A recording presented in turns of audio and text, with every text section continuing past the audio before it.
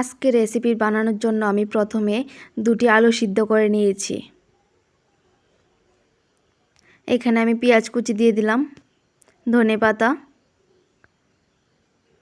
কাঁচা লঙ্কা, লবণ, শুকনো লঙ্কার গুঁড়ো, জিরা,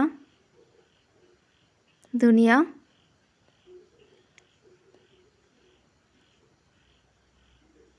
একটু গরম মশলা দিয়ে দিলাম, দিয়ে ভালো করে মেখে নেব।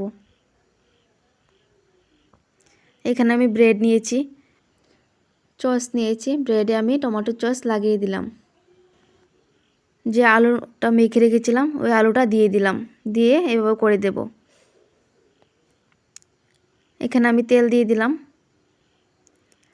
আমি ব্রেড দিয়ে দিলাম,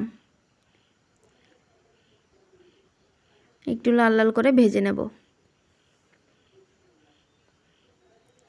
হয়ে গেল আজকে সন্ধ্যার টিফিন।